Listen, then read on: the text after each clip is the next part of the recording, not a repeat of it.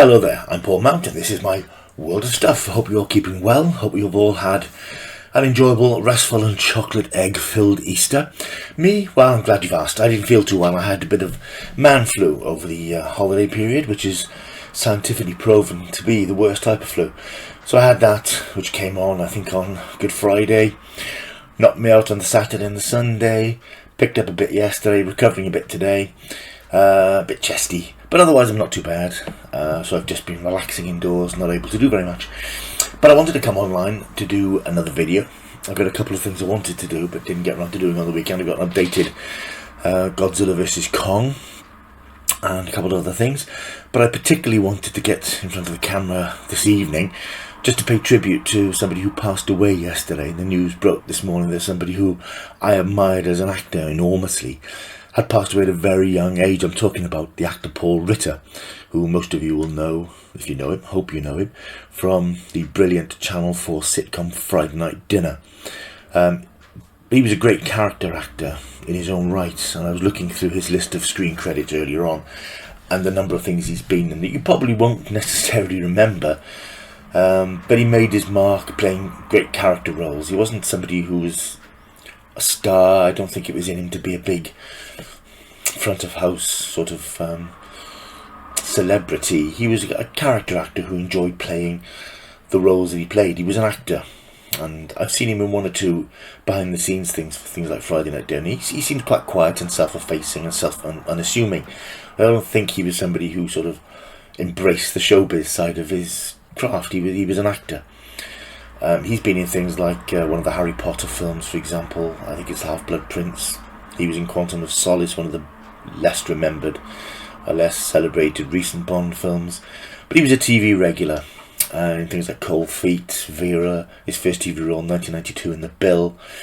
I particularly remember him from playing Jimmy Perry, one of the creators of Dad's Army in the BBC drama We're Doomed, the story of Dad's Army, which is repeated intermittently. I saw it again fairly recently. It's just a really interesting story about how the BBC worked back in the 60s. And the role which potentially could have propelled him to some form of stardom was his role in Chernobyl, the brilliant 5-part HBO miniseries about the Chernobyl incident in 1986, where he played the deputy director of the reactor who was largely blamed for the actual disaster. If you've not seen Chernobyl, it really is a quality piece of television, one of the finest pieces of television in the last few years.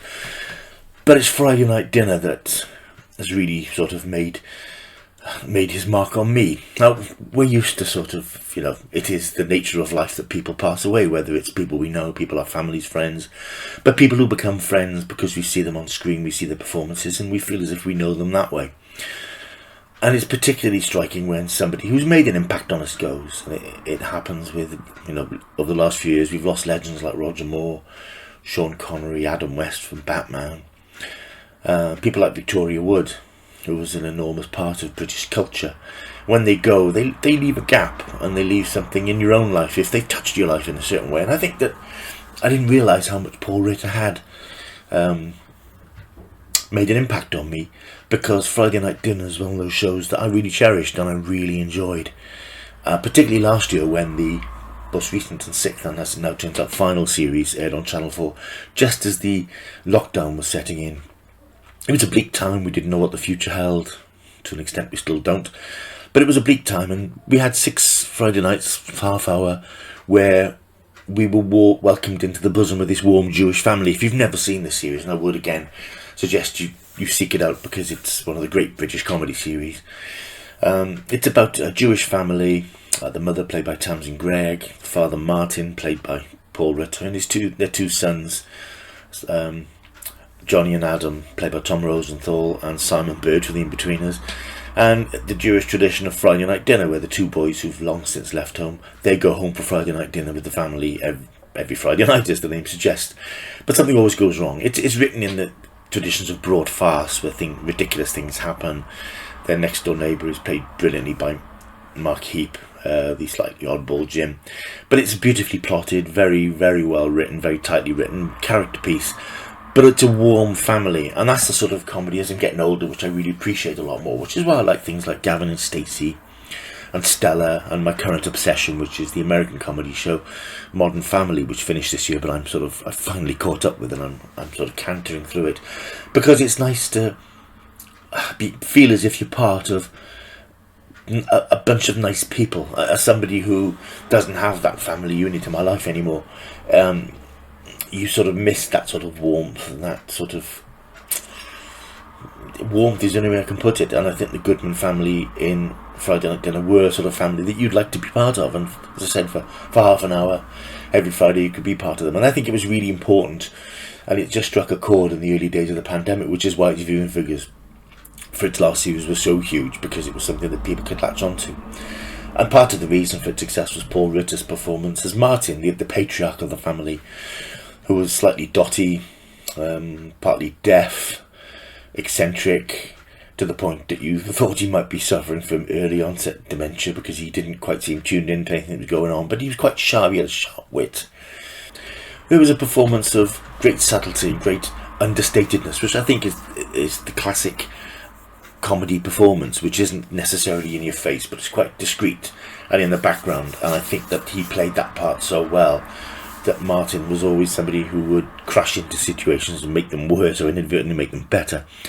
So I wanted to mark his passing, because that's a show which is strangely important to me, because I say that the feeling that engendered in me, if you like, because you lose your heroes go, and they matter when they go. But sometimes people who maybe aren't as, they're not incredibly well-known names, but they mean something to you in different ways. And I think I particularly wanted to mark his passing because he was so young. He was just 54, and I think Chernobyl is almost like a breakout role, and it could have led to well, who knows what it could have led to. We'll never know. I don't think he would have ever wanted to be, a big star in those terms, and I think possibly that wouldn't have happened, because I think he would have always been a good, solid, dependable supporting actor, which I think is what he wanted to do.